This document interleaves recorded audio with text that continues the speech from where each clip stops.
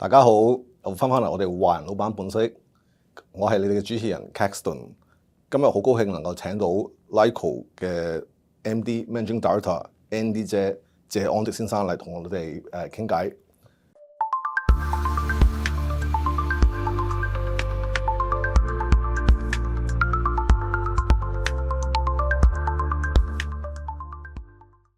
Andy，你由呢個 Haymarket 行到上 Wynyard，其實都見到你好多嘅傑作，公司嘅傑作噶喎。都係嘅，係啊，都做咗好多年啦。由呢個 retail 啊、hospitality 啊、餐館啊、office 啊、娛樂場所啊、咁卡拉 OK 嗰啲成咁，都見到你哋好多你哋嘅集團嘅傑作。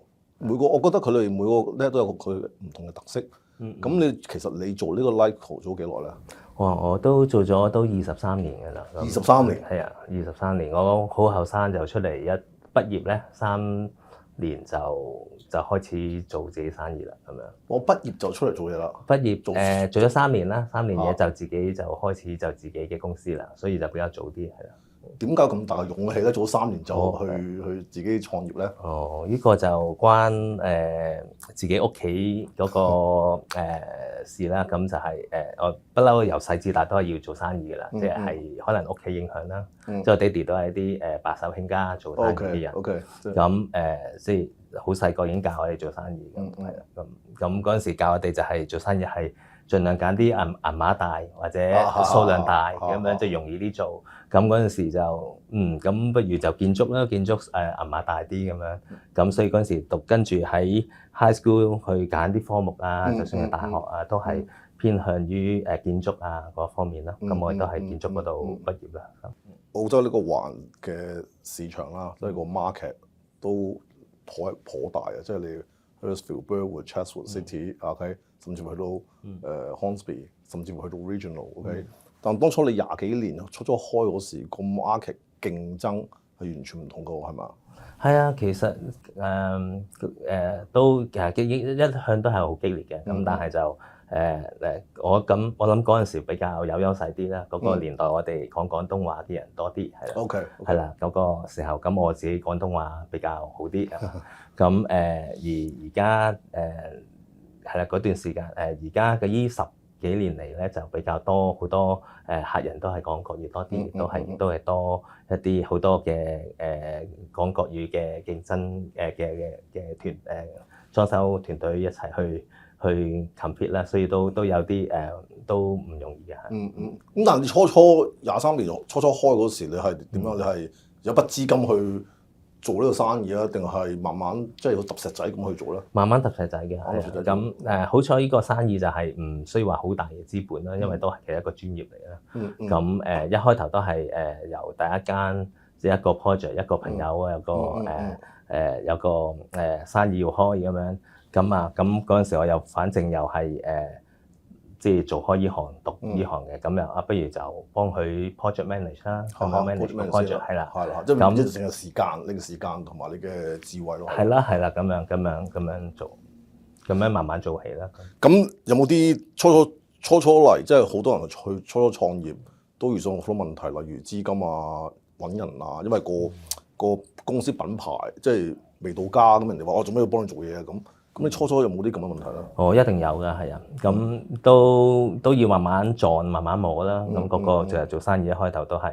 咁亦都係問下人啊，周圍去想。即係好面皮厚去問人。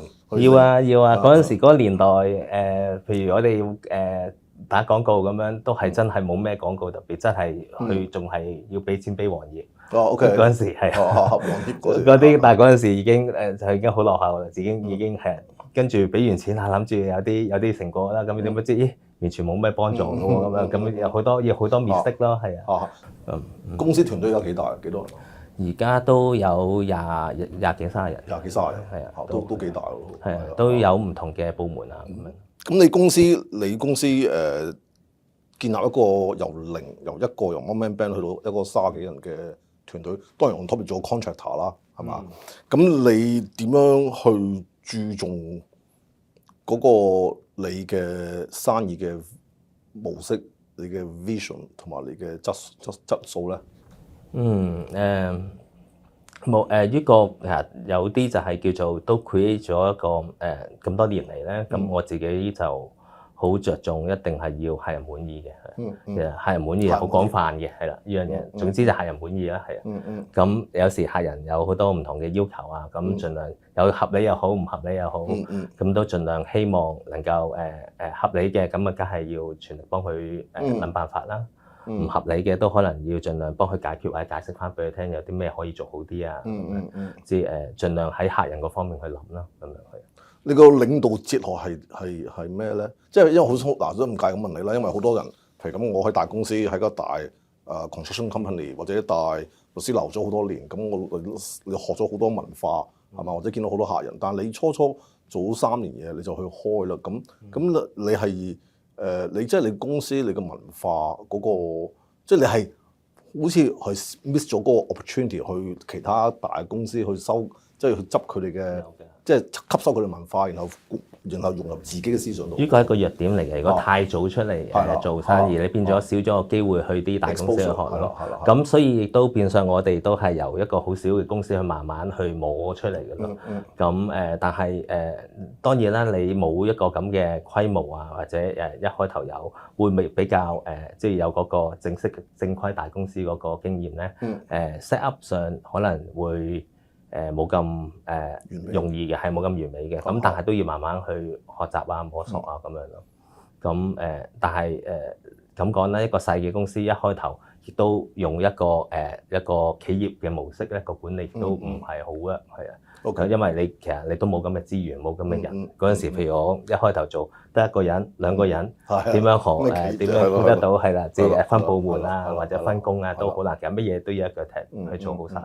咁而家你管理30人啦，再 on top 你有嗰啲 contractor 啊，係嘛 freelancer 啊嗰啲咁樣，你係點樣維持你即係佢哋？你點樣灌輸你公司文化俾佢哋，等佢哋即係 make 佢哋嘅 job easier，同埋亦都將公司有個文化去一致咧？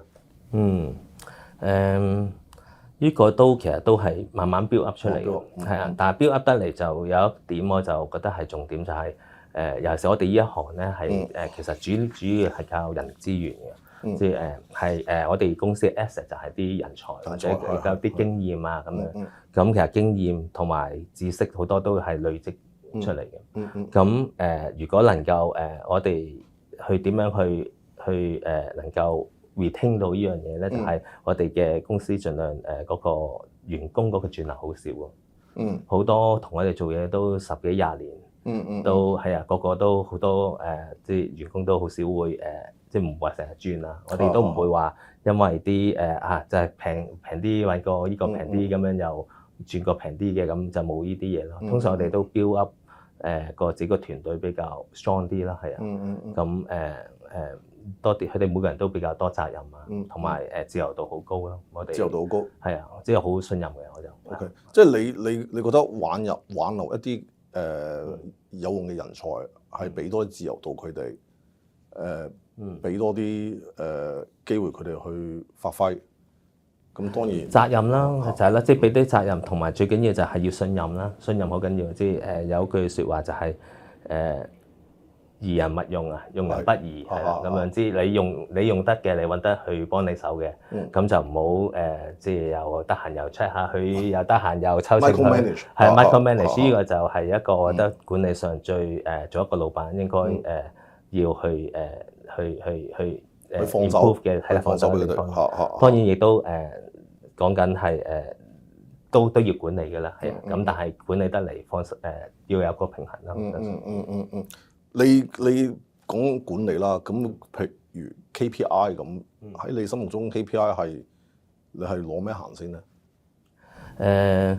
其實我哋公司都當然都係睇每個唔同嘅 project 同埋每個唔同嘅部門啦，即係每個人，譬如設計師嘅當然都係客人嘅。我簡單嚟講 at the end 都係一個客人嘅滿意度咧，個 project 係啊，咁個客人最後開心嘅，見嘢做咗出嚟係好嘅，咁又順利嘅，咁一定係比較好啦。咁客人嗰個 feedback 係好緊要啦，係之後。咁你頭先你講客人啦，客人個 expectation 啦，feedback 啦，咁其實建築行業即係佢瞬息萬千，咁你點樣可以即係 keep 住公司能夠係一個前端者，唔係跟人哋嘅模式咧？嗱，點解咁講呢句説話咧？因為嗱，譬如咁，你講緊你做裝修、commercial fit out、refurbishment， 5年前、10年前 ，you know，it's all about 即係 old school 嘅 office。咁 Covid 之後，咁就突然間話好多係 hybrid 啊、work from home 啊咁即係變咗而家譬如咁樣，我想去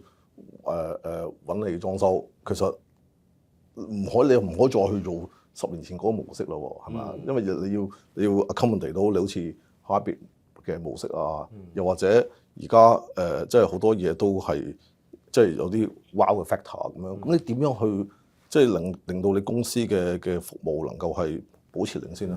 其實都一段好長時間一路要去 develop 咯，係啊，一個公司一個譬如我哋都由1-2個人到而家20-30人咁樣，都係要每一次都係去要去突破去投資咯，都投資係啦，係啊，咁譬如我哋一開頭係淨係做裝修嘅，咁淨係接個工程咁去做。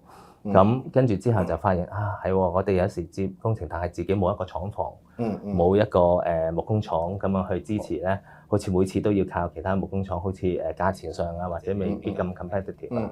咁冇辦法，有時就要 make 啲 decision， 就開始去研究去 set up 一個木工廠啦。咁講緊呢啲係唔係一個易事啦？因為你講緊一個要大啲投資啊、機器啊、場地啊、你人手啦，亦都有啲人才幫到你，可以揾到啲人或者。咁每一段時間不斷都要去向前咯，我覺得要向前去投資去喺相關有互補嘅，即係有優勢嘅地方度可以再投資去增強自己嗰個服務啦。咁跟住譬如之後就我哋有木工廠之後咧，亦都有再做下嗰陣時做好多餐館嘅，好多各類型嘅餐館為主係啦。咁佢哋都要嗰啲譬如啲餐飲器材嗰啲，我哋有做多個部門投資落去，咁就去提供埋一站式就提供埋啲餐飲啦，有啲設備，跟住就亦都譬如之後都淨係做啲工程咁，但係其實我哋之後又發現其實都可以做埋設計，因為我哋咁多經驗，咁多做咗咁耐，咁亦都有要投資一個部門去做一個設計，做埋嗰個。咁樣，咁亦都如此類推，就係一路咁擴大嗰個服務咯。咁即係competitive 啲咧，等自己可以。咁過去23年，咁你 go through 過呢個金融 GFC 啦，咁啊跟住 Covid 啦，咁喺從中你最大嘅 lesson 學到係乜嘢咧？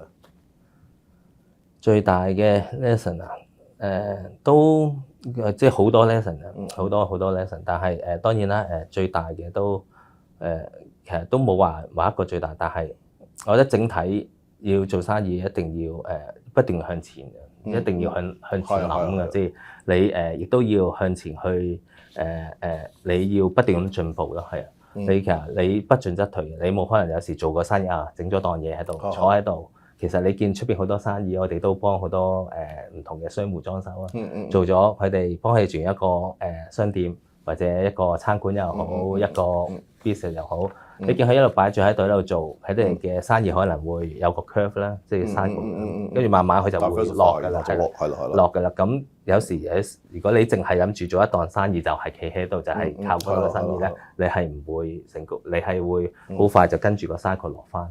你一定要喺中途嘅時候，你又已經要諗定第二間或者做定一啲嘢，或者喺周邊嘅嘢去 strengthen 自己 continue stay ahead 咯。係啊，即係頭先你講咁，你話喂需要好多木材料咁，不如你自己搞埋木工廠咁，咁變咗 supplier 嗰度 cost control，你可以有優勢，同埋可以 manage 嗰個，因為 manage 嗰個 price 啊。因為其實做 commercial， 其實個 commercial 當然雖然 compare to 即係好似住家嗰啲 construction 係少咗好多 compliance work，但係你有 deadline 要 meet 係咪先啦？同埋你哋個工作時間亦都唔係話太過靈活係咪？因為有時譬如咁，你做 shopping centre， 你唔可以9點幾去做，日頭做到夜晚5點咁啊！你係 after hours 咁樣，你而家你點樣去即係有啲員工會唔會話時間太長？又 weekend 又做唔到，可唔可以陪屋企人？即係有冇啲咁嘅問題咧？有㗎，呢個都係我哋做譬如商業裝修嘅難處咯。所以我哋點去 manage，譬如夜晚間、晚間都要㗎。始終我哋都係辛苦嘅。譬如我哋啲 project manager 啊，或者有時啲員工係有時真係個 job 要做夜晚都要去做。咁當然啦，即係我哋亦都跟翻即係法例，亦都做翻好嘅，俾翻一個好嘅 reward 翻去，即係補償翻 at least，亦都俾翻盡量我哋都會亦都唔會話好。即係譬如第日去休息嘅休息啦，咁樣即係你都好俾員工有嘅，即係你唔會自由咯，拉到盡太盡。唔會啦，都唔會，其實都拉唔到太盡，係啊。係咯。你覺得未來裝修有咩新興嘅趨勢咧？其實都要不斷咁去自己發掘啊，啲團隊要一齊去發掘新嘅建築嘅即係物料啦、方式啦。呢方面去可以盡量可以令到可以將個 project 去 cost effective 啲啦，係啊。咁當然而家譬如要嚟緊好多，而家喺好多時有一啲工程都要幾依賴喺譬如喺 overseas 去生產啊，去再運過嚟去安裝啊，咁去 prefabricate 咁啊。prefabricate 仲要喺 overseas prefabricate 啦。咁去先至控制得到個成本，同埋有時啲質量先至做得到。始終澳洲嗰個即係供應鏈啦，同埋嗰個啲技術有時都未即係都比較貴，係啊，亦都未咁全面咁樣。多唔多有啲situation 就係話個 over budget 或者 over 個 time，咁你點樣去 resolve 個 issue 咧？都會有㗎，咁但係譬如 over budget，有時 over 咗第一件事 over budget 應該要避免嘅咧，就係要喺報價嘅時候要真係好小心、好清楚咯，寫得好清楚係。我哋都係寧願每一個報價都係用好俾多啲心機去做好個報價，好仔細咁樣係同客人去睇清楚個價錢究竟係包啲唔包啲，又清清楚楚。咁去如果你一個工程，如果你一開頭計咗條數咧，你之後點樣做咧都係蝕嘅，或者之後點樣做都係唔會成功。所以一開頭嘅計劃係好緊要咯，即係報價都包括計劃之前嘅一部分咯，係啊。咁去減少個機會啦。有時如果 over budget 咁都冇辦法。咁啱啱就提過一個客人開心或者要滿足嘅，就係我哋覺得咁係咪都蝕啦？可能係咪都做唔會話賺錢啦？咁你不如唔好蝕埋個客人嘅expectation 啦，係個 trust 啦。咁有時咧蝕都要盡量做好佢啦。咁樣係啊，呢個我哋又係會咁樣去做法咯。23年，係嘛？咁其實即係好多人咧做咗20年度咧，佢哋已經覺得好疲倦，或者想賣盤，或者想賣俾 internal management。你有冇咁嘅感覺啊？暫時有諗過下㗎，但係都未係啦。咁但係反而就仲係繼續想係不斷咁係都仲發展緊周邊嘅唔同嘅嘅相關嘅公司啦，係啊嘅 business 啦。咁譬如而家最近我哋開始做雲石啦、大理石嘅入口啦，咁樣。批發啊咁樣，咁亦都呢啲物料其實我哋自己公司都會用到啊，設計啊都會用得到嘅。咁客人有慳錢，咁亦都效果又比較好啲咁樣。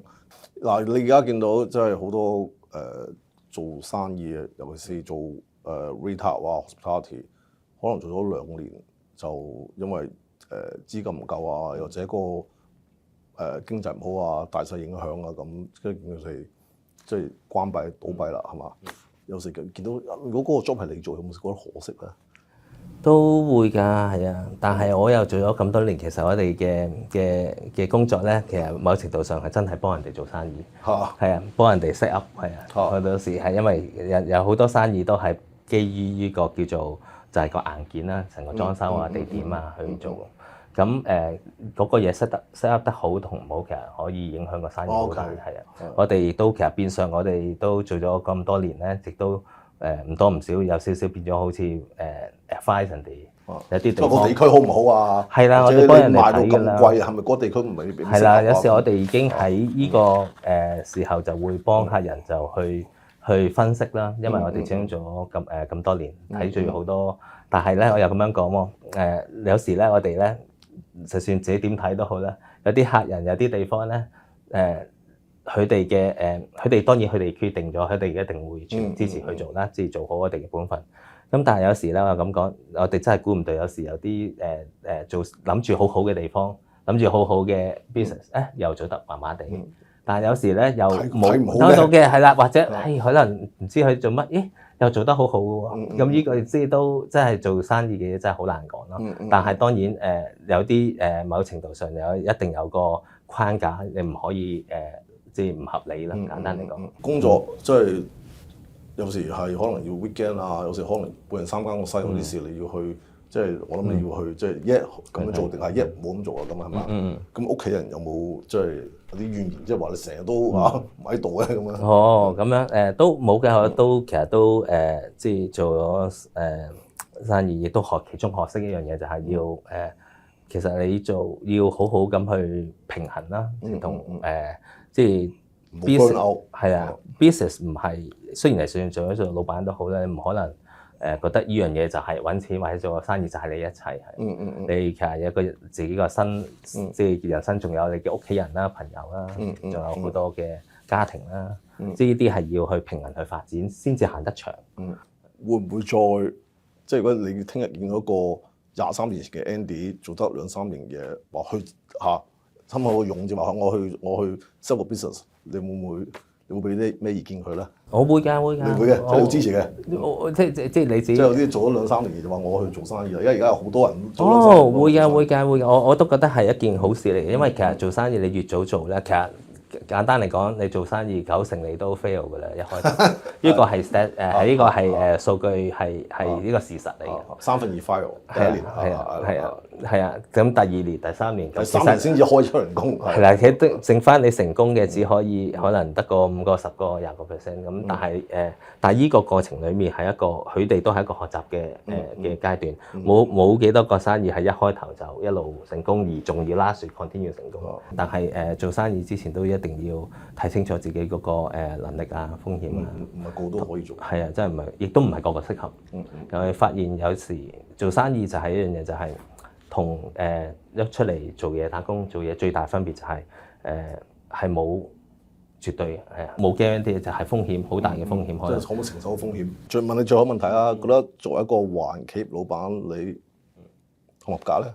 都合格嘅，應該 OK 嘅都。